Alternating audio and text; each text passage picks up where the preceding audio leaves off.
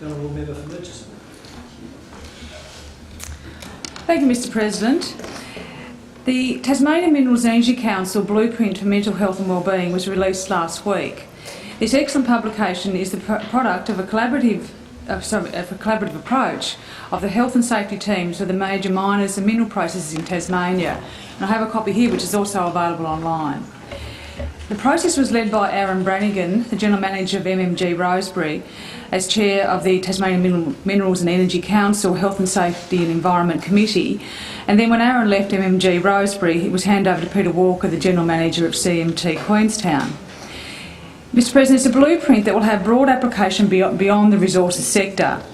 Speaking at the launch, Chief Executive of TMEC, Wayne Bold, stated, "His thinking is derived from on-ground experiences over a long time, and his reference from concerns and issues raised from the workers on the ground doing their jobs, dealing with working in remote locations. There are no mines in capital cities and very few major industrial processes. Dealing with being away from families for long periods of time, flying in and out, driving in and out, working long hours in trying and sometimes more risky environments." While this blueprint has been developed by the mining and mineral processing industries, it is equally applicable to businesses operating in manufacturing, forestry, agriculture, logistics and maybe even government. The blueprint isn't the exclusive property of the mining and mineral processing industries and will be freely shared with any industry or member of any industry who has desire to rethink their approach to mental health and wellbeing. And Mr President, I only got an email this morning from a person from Circular Head who was expressing real concern about the mental health challenges of people in the dairy industry in that area. So I think it certainly has application, and I'll be passing it on to them to maybe assist them as well. So Mr President, we all know that mental illness is common in Australia and Tasmania is no exception. The Tasmanian resources industry is cognisant of the growing recognition of the important role that employers and industry can play by working together in addressing this important health issue.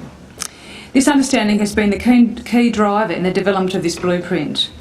Mr President, we also know, as is stated in the introduction of the blueprint, regional Tasmania is beset with high rates of unemployment, low rates of educational participation beyond Year 10 and a struggling health system.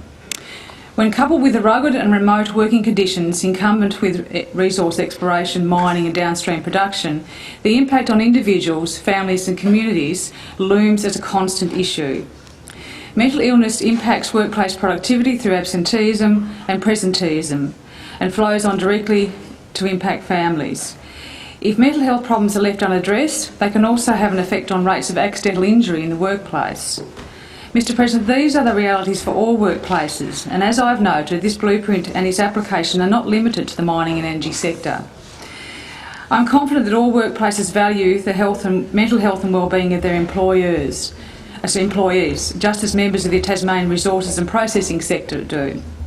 This sector is unequivocally committed to the health and safety of their workplace and workforce, acknowledging that Tasmanian resources and processing sector have maintained a vigilant focus on workplace health and safety and have historically directed their efforts toward the identification and mitigation of safety risks and physical harm to individuals in their workplace. And I note from the blueprint, and I quote, "Over the past few years there has been a widening of this focus to include the wellbeing and mental health of those working in our industry. There is now a strong body of evidence that attention to mental health in industry can bring sustainable benefits. Workplace mental health programs have direct benefits in reducing absenteeism and improving productivity and workplace injury claims, alongside indirect benefits to recruitment, retention and staff wellbeing. Programs that address mental health in the workplace can also bring social benefits to the morale and culture of a workplace, to employees and their families. The wider impact of mental health programs in the workplace should not be underestimated. These pathways contribute to the impact on individual health, wellbeing and functioning, and contribute to the delivery of broader health benefits to the community." So, Mr President, the Tasmanian Minerals and Energy Council Blueprint has been developed to guide industry response to addressing mental health. This blueprint has been built on previous work initiated by the New South Wales Minerals Council and conducted in collaboration with the University of Newcastle's Institute for Energy and Resources and the Hunter Institute of Mental Health. It was developed in consultation with industry and health service leaders and informed by leading research being undertaken in this field. Mr President, I commend the work of all those involved, the health and safety officers around the minerals and energy sector throughout Tasmania, who have given many voluntary hours to this. I also commend their employers for enabling the time and resources for their employees to participate. This enormous amount of work has gone into this document, and it's a really well put together document. Mr President, this is a document that will be useful for all workplaces.